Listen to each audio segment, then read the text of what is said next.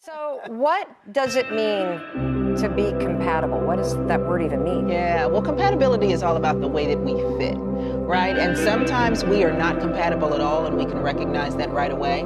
Sometimes one of us is compatible with the other person, and while the other person is not compatible at all. I call that one-way compatibility. Oh, Yeah. wait, hold on a second. One-way compatibility. Yeah, so one-way compatibility, what I show my clients to illustrate this really easily, and I brought a graphic for you to see this today. It's kind of like the circle and the square, right? Okay. Imagine that you're the square and I'm the circle. Okay. I fit into you. Yep. So you're able to touch all of my points. You complete me, it feels good. You are able to do all that I need to fulfill me. Because the circle fits inside the square. Right, but the square has edges that are never touched, and so they have unmet needs, and so they sit in a relationship and they go, you know what? For some reason, this just doesn't feel fully satisfying to me. While the other person is going, what is wrong? I'm so happy, I give you everything. Doesn't this feel wonderful to you? Right, and then we try to shrink the square to jam in the circle, right? Absolutely. That's where we get in trouble. How do you know if you are truly compatible with your partner? Well, you know, it is really about how well we fit. And that doesn't mean that we are the same, but it means that our rhythm flows in a way that fulfills my needs and your needs are being fulfilled as well. It's a very reciprocal thing.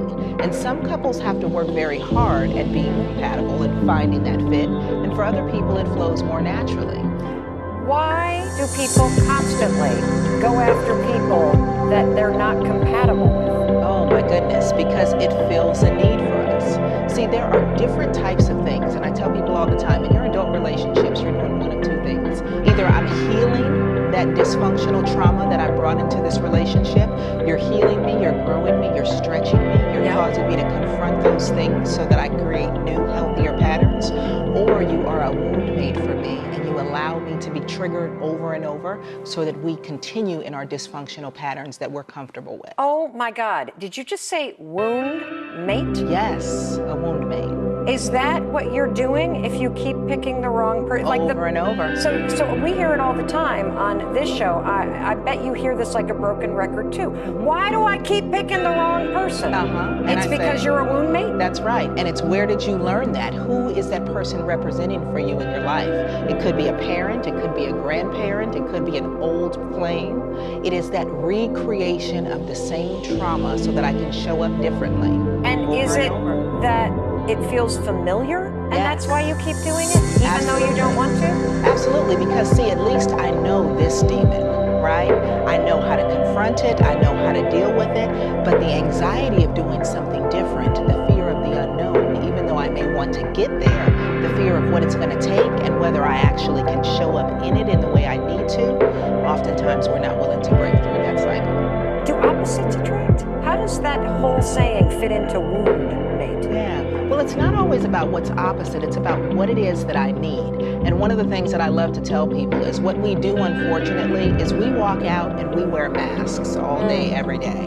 And so I like to put it in terms of color, right? Okay. So say on the inside, who I am at my core is really a soft, sensitive, vulnerable person who's highly intimate, who needs that cuddling, who needs that affection. I'm seeing lilac. Oh, okay. Well, let's go with lilac. Here we go. Yes. But I'm afraid to be taken advantage of. Okay. I've been taught either through conditioning or through my own experiences that the world is a scary place, that people will take advantage of you if you let them, and so you can't show the world that. So every day I put on a mask. What color? Red. Okay, so every day I put on this red mask, right? And this version of me is strong, it's hard, it's independent, it doesn't need anybody, it's standoffish because I'm protecting myself. So if I walk out every day wearing a red mask, who am I going to attract? People that are attracted to red. So I'm going to be in relationship with people who are attracted to red, but meanwhile my needs are going to be unmet because I'm really lilac. And so I'm going to sit in this relationship unhappy and miserable and unfulfilled because the individuals that I should be with, who would be attracted to lilac, will pass me by every day. Holy cow. I mean, I have to pick my jaw off the floor because I've never heard anyone describe it like that. Yeah. And so the hard part is, if you really want to find the person that you're compatible with, you have to be brave enough to show up. So not only can you attract them, but you can choose them, because we're constantly choosing the people that we bring into our life. Everything is a series of choices, but if what you see out there does not resonate, you're going to choose from the candidates that are in front of you. So when it comes to somebody that's a fit, compatibility, you say that there are signs to look for. What are they? Okay, so they are big ones. And what it's really about is intimacy. And I tell couples, it's a really easy acronym. Some relationships rise, some relationships fall. You want one that rises. Now, can I ask a question? When you say the word intimacy, what do you mean? Intimacy means into me see. Into my deepest, most vulnerable parts. How well do you know me? How well am I showing up in those spaces? And when I show you who I am at my core, do we really line up? So you said relationships rise or they fall, and there are 5 kinds of intimacy. Yes. So what are they? Okay, so this is an acronym. This is how you remember this. So the R stands for recreational intimacy, doing things together. So if I'm a type A person, I love skydiving, I love hiking, I'm kayaking. Do you love those things too? Do we line up?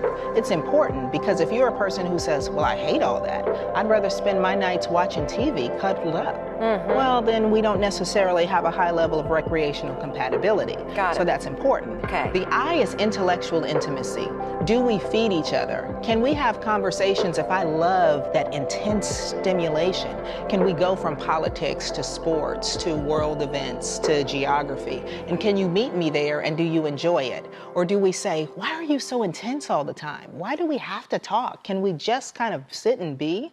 Those things are important. The S is spiritual intimacy. And this is different than religion. We don't have to have the same religion. But do we see our concept of the world, of creator, of how we exist as global citizens? Do we see ourselves the same? So spiritually, are we connected? Do we grow and nurture each other and feed each other in that space?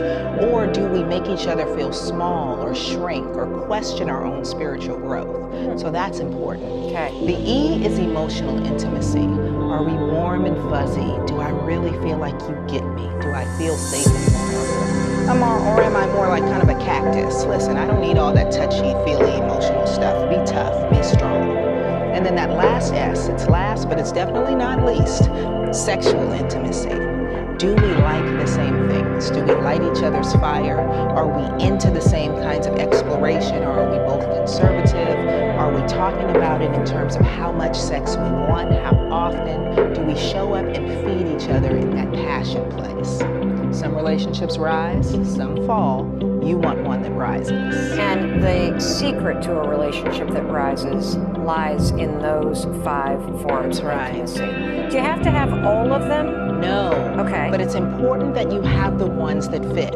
It has to be about you. How well do we line up? If I don't need those things and you don't need those things, then we're great. But if I need them and you can't meet that need, now we have an issue. And do we figure out how to do that with each other, or do we now have to go out and bring other folks into our relationship, sometimes in platonic ways, sometimes in consensually non-monogamous ways? How do we get those needs met? Got it. Well, I know that everybody's now wondering, holy cow, how do I know if I am compatible? Well, we have created a quiz to tell you whether or not you're compatible with your partner. Let me give you the questions real quick, because you can take it right here at home. Do you miss your partner when you're apart for a long time? Why is this important? Because that's emotional intimacy. I'm connected to you. We're in alignment. We're in sync. And so when I don't have your presence near me, then everything about how my world operates is out of sync. Ooh, that's a good one. Do you trust your partner? Now, I almost just asked you, there's a big difference between missing your partner and then wondering what they're doing when you're not around. Right, huge difference. And it's not only do I trust you in how you're behaving out of my presence, but do I trust you with me? Do I trust you with who I am? Do I trust you with my secrets? Have I told you everything that there is to know about me? And if not, then why not? So why do we stay with somebody that we don't trust?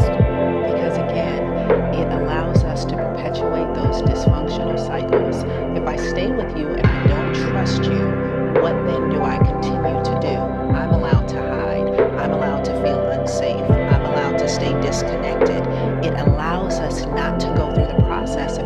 show up in our own lives. And question number 3, do you have compatible lifestyles? What does that mean? Can you give me an example? Yeah. So if I'm a person who says, I love to get up early in the morning, I like to get my day done, I'm very ambitious, I'm very driven and goal-oriented, you probably don't necessarily want somebody who matches you in that place, because Kill each then other. Yes, exactly. But by the same token, you don't want someone who's the complete opposite of that either, because then they'll just simply drag you down, or you'll find yourself disliking them and trying to change who they are.